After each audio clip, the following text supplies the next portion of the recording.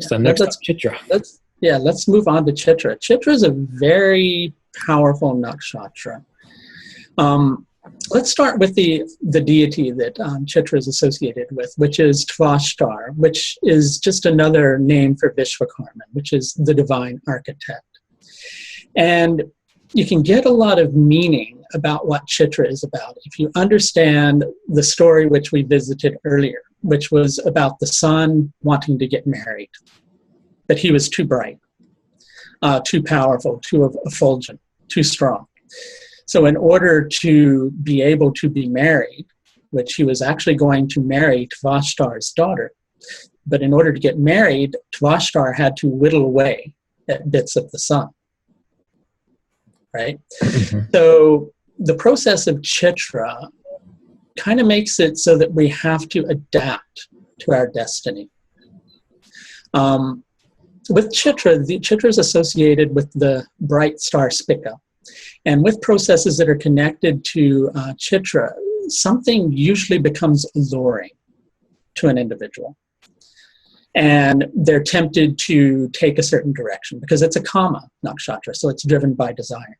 They're driven to take a specific direction, to pursue something. And somewhere along the lines, they either discover that, wow, this was a good thing to do. I'm going down the right path. This fits along with my purpose, what I'm here for. Either that, or they recognize, this was a big mistake. I've got all this baggage attached to it. I always like using the analogy that, our desires can really manifest something that we want. We can have such strong desire that we can manifest it. So you have hasta as that basis. You have such desire that we can manifest something. But when we manifest something that's not really perhaps beneficial for our path or in alignment with our dharma or destiny, then we also get all the luggage that's attached to it. The difficulties, the challenges, the learning process that we have to face. And Chitra is very much connected to those particular processes. It's about bringing us to the space where we realize what we're here for. And we're in a position where we're able to accept that. And rather than deny it and go down a path that, is ultimately going to be filled with us trying to, as we were talking about before, micromanage and control a process, instead we're going, this is in alignment with what I'm here to do. The Shakti that's connected to Chitra is the power to accumulate merit. That's very much connected with Vishwakarma, the divine architect. You want to create something that's a lasting work. Something that's meaningful. What's the most meaningful thing that you can create is just being here, doing what you're here to do, fulfilling that purpose. If you don't know what that purpose is, well, the universe will guide you along certain directions. You'll be pulled in a specific direction. You'll learn if that's for you or if it's not for you. Really, there's not any mistakes along the way. It's all just part of a learning process. So here the soul, once it's been thrust into action, is facing, as we were saying, it's facing all this conflict, resistance, struggle. That struggle chips away at the ego. The egotistic side of the mind that thinks that it's running the show. And it makes it recognize that there's something more to one's existence. There's honor. As a matter of fact, let's move with that to the basis above, below, and the result. So the result, which we haven't gone over above and below, but the result is to gain honor in one's work. So there's the sense of honor going, this is who I am. This is what I'm here to do. The basis of above from the heavens is that of law. This is the universal law, the cosmic law that I would have you, the individual, follow. The basis below is truth, living in truth. Chitra is tamasic on all three levels. So it's very dense, very heavy. So given that it's so tamasic, there's going to be, as we were saying, the facing of chipping away at layers that aren't beneficial for our being. Then once we recognize what we are actually here to do and what is beneficial for us, then we're very firm. We're driven by our ethics and driven by our values. Ruling planet Mars, so very strong-willed, using that will to align with our path. Or when when Mars isn't very well supported, using that will to try to push for a specific outcome because there's something that we desire and we very much want to attain, but then discovering that that wasn't really the right thing to do.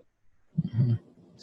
The Trimurti association with Chitra is Vishnu. So Vishnu is the preservative aspect of the divine. So here in being guided by Vishnu to connect with one's dharma, and the whole concept of taking on different forms while that whole process is going on, right? We change forms, we recognize, we think that something is right for us, and we discover that this isn't the right path.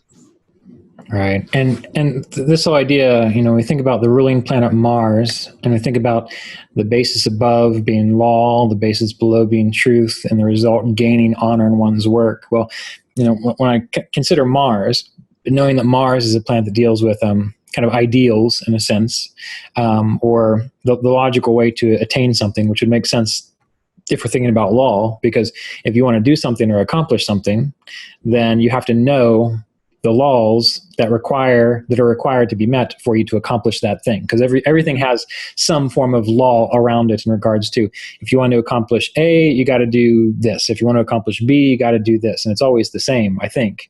And so I guess what I'm getting at here is whatever planets are in Chitra, and whatever houses those planet rule, would it make sense to, encourage whoever you're working with or for yourself to think about what planet is there, what house lord is that, and that's going to be an area of life where that person specifically has to figure out what are the laws that are required to make that thing successful. Like if we're thinking about emotional happiness or emotional contentment, well, maybe that's the fourth house lord. And maybe we have to actually talk to a counselor or a psychologist or someone who knows actually realistically how to achieve an inner state of peace or contentment, whatever it might be. So my question is, when we're thinking about a planet in Chitra, if a planet is well supported, then they're probably hopefully going to naturally know what it takes to make that area of their life work based on the house rulership. Or if that planet is in isn't supported well, then maybe they're going to need to actually sit down, think about, and maybe talk to someone else who knows how to make that area of life work. Does this make sense? Yeah, that completely makes sense. But also, in addition to that, I'd like to add that Chitra is in Libra. So there is a Venusian association there, and there's also a very Libran association with that process. At least at present, Chitra is in Libra. We're not going to go too deeply into that concept, but just to explore it a little bit, there is the concept of values. What's fair, what's right, what's just. So the individual, while they're trying to take those practical actions, follow those laws in order to create the change or to bring about whatever it is they're desiring, they're going to be driven by a sense of values. Okay. Now, if those values are askew, they're going to learn somewhere in the process where those values are askew. So I wanted to add that to it, because yes, you are right. They should go see somebody who would know the rules of how to do it, would guide them in the appropriate direction. Either that, or they would have good values or a good idea of it inside of themselves. Right. And that's really the thing with Chitra, because we can also look there with Venus. There is also a very superficial and vain side of Venus upon occasion too. Mm-hmm. So with that particular aspect of it, the person is going to be tempted or allured, just adding a different layer to what I was saying earlier, to a superficial appearance of something. This appears to be this way. Okay. But then they discover it's something completely different. So they are recognizing the steps that they might need to activate in order to do it. Let's say they're Their career lord happened to be in Chitra Nakshatra. Let's say they get offered a job, right? And they go, oh, wow, that job is offering this amount of money, and I'd get to do this, and I'd have this position. And then they step into that position and they go, whoa, I don't want to do this at all. All the money in the world isn't worth doing this. It doesn't fit in with what my ethics are, who I am inside of myself. I feel like I've completely betrayed myself. Right. That would be more a poorly supported side of Chitra. Let's say the good supported side of it. Wow, I've always felt that a good thing for me to do would be to do some work for humanity. And here's this perfect opportunity to do that really fits in with what my ethics and my beliefs are. I wouldn't have to do anything that would make me feel like I'm going against my values. This is perfect. Right. Yeah, and that can be translated, obviously, dependent upon what houses the planet is ruling, house cuspid's ruling to any particular area of life. Let's say we're looking at finance planets. The person would, if it's well supported, they'd have a sense of ethics about their approach to finances. They'd have a sense of beliefs that were driving them, right? They'd have potentially a good work ethic with which to go about it. If it's poorly supported, well, they may get allured by a quick opportunity to do something or to earn money, only to find that it's not something that's beneficial for them. Right. Yeah, that makes sense. It's a very value-driven nakshatra, very ethics-driven nakshatra. And if it's not ethics-driven, this is where the individual begins to discover more of their ethics, or discover more of what the divine plan is. Right. Or do they discover more of their lack of ethics and how they need to improve? Exactly, right. Okay. Right. Good. Yes, exactly. But one of the good ways of explaining Chitra is by understanding that it is placed in Libra, at least at present.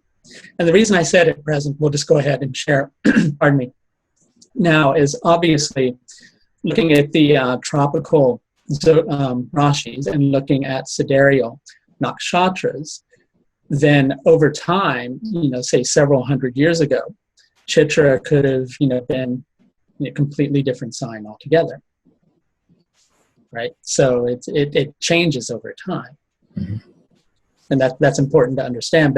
And there's actually something that's very meaningful about that too, because that Chitra energy, several hundred years ago was being channeled through a different Rashi. Now it's being channeled through Libra, so it's behaving in that manner. Right. Yeah. Well, luckily we don't have to worry about that changing too soon. Exactly. Yes. But yeah, it is good to think about. Yeah. Excellent. I really like these 4 nakshatras in terms of discussing them, because there's so much meaning, because this is, if we follow the zodiac and the evolutionary path that's represented by the zodiac, here we have things in their most dense form before there is the movement towards the path of liberation, before there is the dawning of the understanding, which ultimately will guide the individual, back towards that point from which they came. And maybe that would be a good segue, unless you had another point, into Swati. No, I'm still thinking about Chitra, so that's excellent. Sure, go ahead and move on to Swati. I can come back to Chitra later with my questions. Excellent.